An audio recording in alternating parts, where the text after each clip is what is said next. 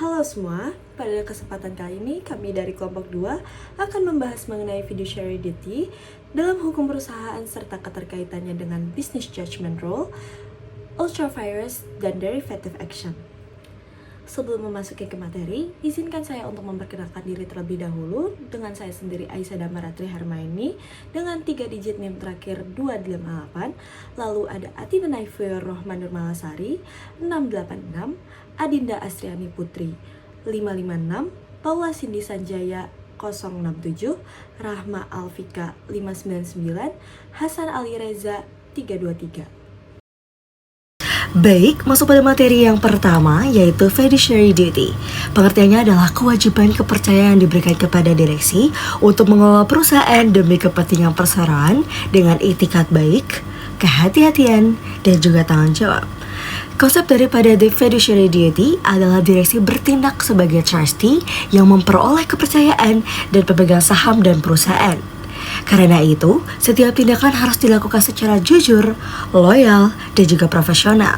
Selanjutnya, bentuk pelaksanaan fiduciary duty. Dalam praktiknya, fiduciary duty diwujudkan melalui A. Bertindak dengan itikat baik, yaitu setiap tindakan harus dilakukan demi kepentingan perusahaan. B. Proper purpose, yaitu kewenangan yang dimiliki direksi hanya boleh digunakan untuk tujuan yang sah sesuai maksud dan tujuan perseroan. C. Responsible discretion, yaitu direksi memiliki kebebasan dalam mengambil keputusan, tetapi kebebasan tersebut harus disertai tanggung jawab. D. Menghindari benturan kepentingan, yaitu direksi tidak boleh mengambil keputusan yang dapat memberikan keuntungan bagi dirinya sendiri dan merugikan perusahaan. Ada berapa sih unsur-unsur dalam fiduciary duty? Yaitu ada 5 unsur. Yang pertama, itikat baik atau good faith. 2. Loyalitas kepada perseroan. 3. Kehati-hatian atau duty of care. 4. Kejujuran dan integritas. Dan yang terakhir, menghindari konflik kepentingan. Pembahasan terakhir yaitu penerapan dalam pengurusan perseroan, yaitu direksi wajib mengambil keputusan yang bertujuan untuk kepentingan perusahaan, menjalankan kegiatan usaha sesuai dengan tujuan perseroan, dan yang terakhir bertanggung jawab atas tindakan pengurusan. Selanjutnya, saya Paula Cindy Sanjaya dengan 3 digit NIM terakhir 067 akan melanjutkan pemaparan materi mengenai Parsing the Corporate Veil, yaitu sebuah doktrin hukum yang menjadi salah satu topik penting dalam hukum perusahaan. Parsing the Corporate Veil merupakan istilah yang berarti menebus tabir korporasi, yaitu doktrin hukum yang memberikan kewenangan kepada pengadilan untuk menerobos batas pertanggungjawaban terbatas yang selama ini melindungi pemegang saham atau pengurus. Dengan kata lain, dalam kondisi tertentu, pemegang saham atau direksi dapat dimintai pertanggungjawaban secara pribadi atas tindakan atau utang perusahaan, meskipun secara formal mereka berlindung di balik badan hukum PT. Kapan dan berdasarkan apa doktrin ini dapat diterapkan di Indonesia? Dasar hukumnya ada pada Undang-Undang Nomor 40 Tahun 2007 tentang perseroan terbatas. Nah, dalam undang-undang ini terdapat 3 pasal kunci yang relevan. Yang pertama, pasal 3 ayat 2 mengatur bahwa pemegang saham dapat dimintai pertanggungjawaban secara pribadi apabila ia menyalahgunakan PT untuk kewenangan pribadi, terlibat dalam perbuatan melawan hukum, atau mencampurkan kekayaan pribadi dengan kekayaan perusahaan. Yang kedua, pasal 97 ayat 3 menegaskan bahwa direksi bertanggung jawab secara pribadi jika terbukti bersalah atau lalai dalam menjalankan tugasnya. Dan yang ketiga, pasal 104 ayat 2 mengatur tanggung jawab direksi atas kepalitan perusahaan yang disebabkan oleh kesalahan atau kelalaiannya. Selain dasar hukum itu, terdapat 5 ground atau alasan yang menjadi syarat penerapan doktrin ini. Yang pertama, fraud, ketika PT digunakan sebagai alat untuk melakukan penipuan.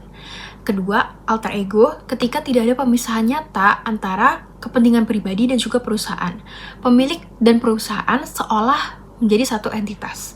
Yang ketiga, pencampuran aset. Ketika kekayaan pribadi dan kekayaan PT dicampur adukan sehingga batas keduanya menjadi kabur. Yang keempat, undercapitalization, ketika modal perusahaan sengaja diperkecil untuk menghindari resiko atau kewajiban. Yang kelima, penyalahgunaan bentuk. Ketika bentuk PT dipakai semata-mata untuk menghindari kewajiban hukum yang seharusnya dipenuhi. Nah, setelah memahami dasar hukum dan syaratnya, kita penting untuk mengetahui implikasi dari doktrin ini. Pertama, ditegaskan bahwa person di corporate field ini bukan berarti menghapus atau meniadakan prinsip separate legal entity. Prinsip ini tetap berlaku. Doktrin ini hanya sebuah pengecualian yang diterapkan dalam situasi-situasi luar biasa. Jika diterapkan terlalu luas, doktrin ini justru mengganggu kepastian hukum dan iklim investasi. Karena investor akan ragu menanamkan modal jika merasa selalu terancam tanggung jawab pribadinya. Sebaliknya, jika diterapkan secara tepat dan proporsional, doktrin ini menjadi instrumen yang efektif untuk melindungi kreditor dan juga pihak ketiga dari penyalahgunaan bentuk korporasi.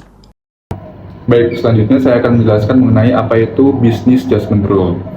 Jadi, business judgment rule adalah suatu konsep di mana direksi perseroan tidak dapat dibebankan tanggung jawab secara pribadi atas keputusan yang diambilnya, meskipun keputusan tersebut menimbulkan kerugian bagi perusahaan, sepanjang keputusan tersebut diambil dengan penuh etikat baik, sesuai dengan maksud dan tujuan perseroan, dan penuh dengan kehati-hatian.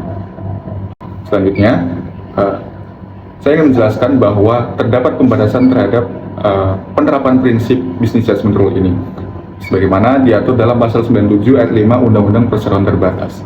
Yang pertama, direksi dapat dilindungi oleh business judgment rule apabila kerugian yang timbul atas keputusan direksi tersebut bukan karena kesalahan atau kelalaian dari direksi itu sendiri. Yang kedua, direksi telah melakukan pengurusan dengan itikat baik dan kehati-hatian untuk kepentingan dan sesuai dengan maksud dan tujuan perseroan. Yang ketiga, direksi tidak mempunyai benturan kepentingan baik langsung maupun tidak langsung atas tindakan pengurusan yang mengakibatkan kerugian. Dan yang terakhir adalah direksi telah melakukan upaya untuk mencegah timbulnya kerugian atau berlanjutnya kerugian tersebut. Perlu dipahami bahwa keempat syarat ini adalah sifatnya kumulatif. Artinya, apabila direksi tidak memenuhi salah satu dari keempat syarat ini, maka direksi tidak dapat dilindungi oleh prinsip business judgment rule.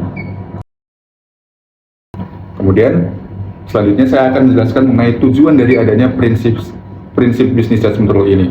Yang pertama adalah business judgment rule itu melindungi direksi dari pertanggungjawaban pribadi sepanjang keputusan yang diambil itu diambil dengan penuh itikat baik dan sesuai dengan maksud dan tujuan perseroan serta penuh dengan kehati-hatian. Kedua, business judgment rule mendorong pengambilan keputusan yang berani.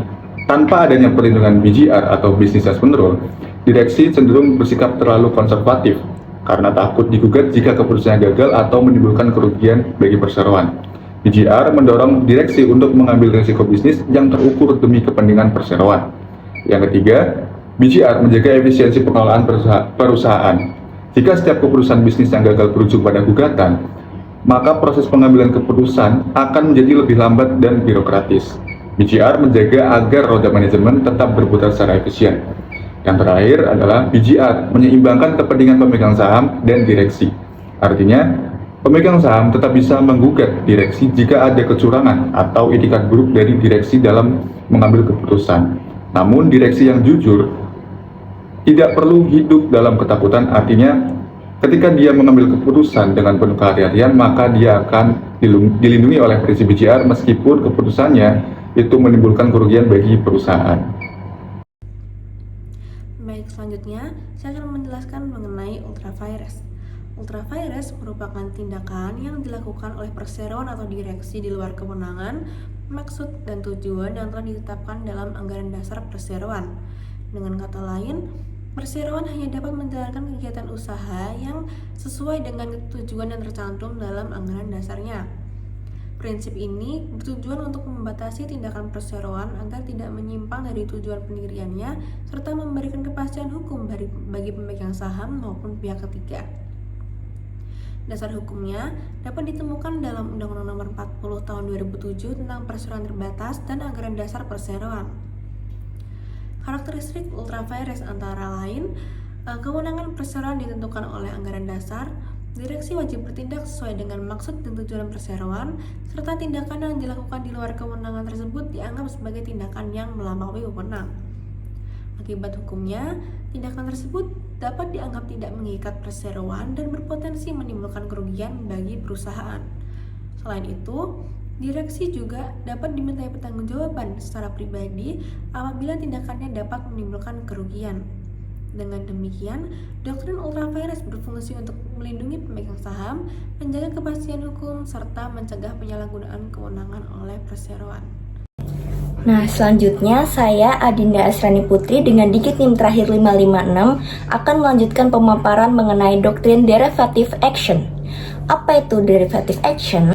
Jadi, derivative action adalah gugatan yang diajukan oleh seorang atau lebih pemegang saham terhadap direksi, pihak ketiga, pegawai perseroan selain direksi, dan atau pemegang saham perseroan lainnya.